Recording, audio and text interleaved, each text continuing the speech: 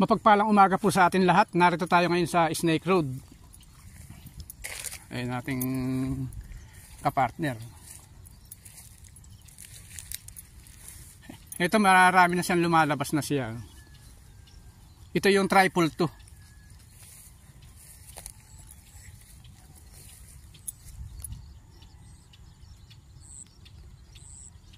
Titingnan natin, iikutin natin.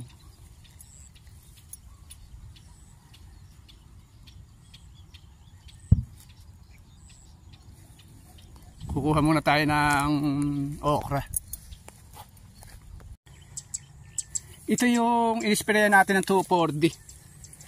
Yung may mga nag-comment nga na ma-overdose daw. Hindi naman siya, nasaktan siya, talagang nasaktan. Pero hindi naman yung talaga totally na parang mamamatay siya. Hindi naman ganun. Pero napatay din yung mga trigu-triguhan, yung sabay ka rito sa Pangasinan. Kumbaga sa kwan, may mga ilan-ilang natira. Hindi ito katulad nito, lalo ito sa gilid natin din naman. Ayan, may mga natira din na pa ilan-ilan. May mga, pero marami siyang pinatay na trigu-triguhan. Kasi nung talaga iindahin niya kasi malakas nga yung 2,4-D tsaka nagkaroon ng chemical reaction. Kasi nga hinaluan natin ng 5-0 to. Yung 2,4-D naman, kaya natin ginamitan ng 2,4-D, nakalaan nyo na para bumisaklat siya. Yung sa Tagalog. Yung para ba yung puno niya mamukadkad. Yan. Na yung trigo, yung itsura ng trigo, namula rin siya.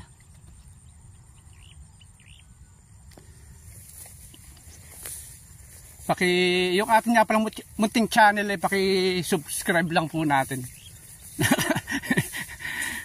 Na baka sakali din.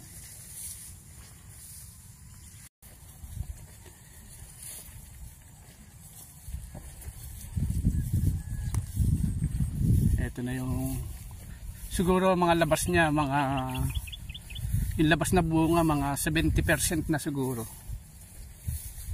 60 to 70%.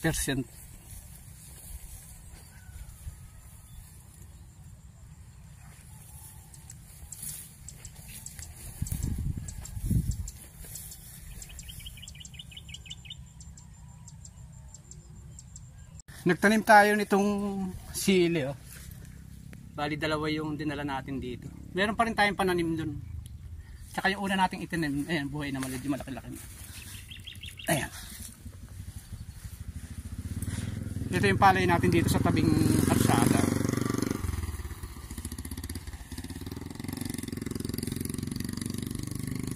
Magtuloy sana yung ganda ng labas ng bungan niya. Medyo puro laman sana siya.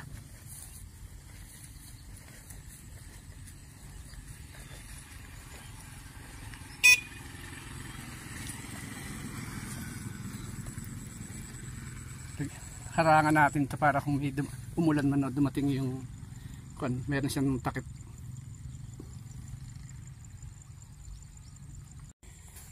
Ito yung palay naman natin dito sa Barangay San Juan. Buntis pa lang siya.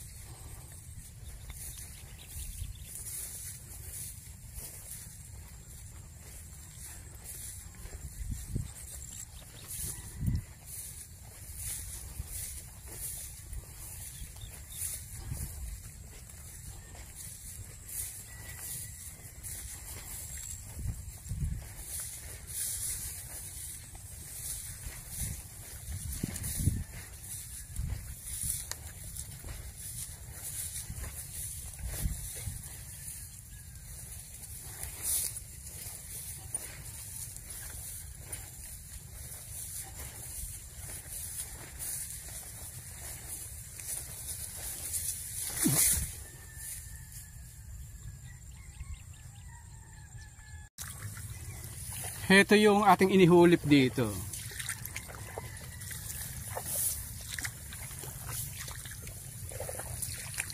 Napakatataba ng puno niya. Kaya lang kinakana ng mga ibon. Pinagpupugaran.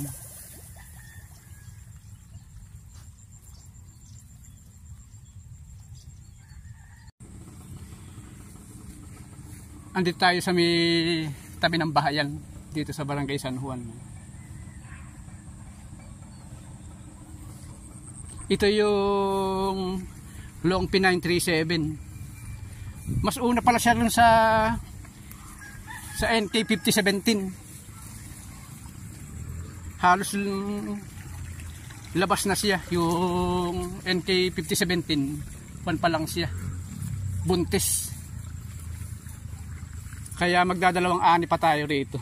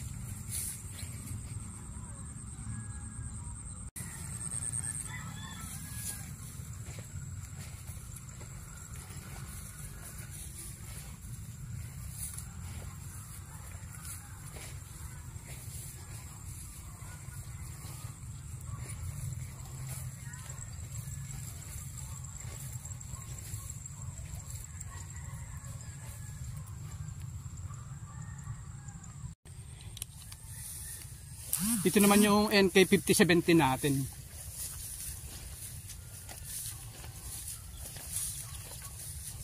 Buntis na siya.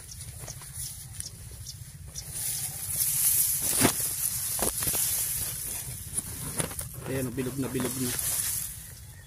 Next week lalabas na ito.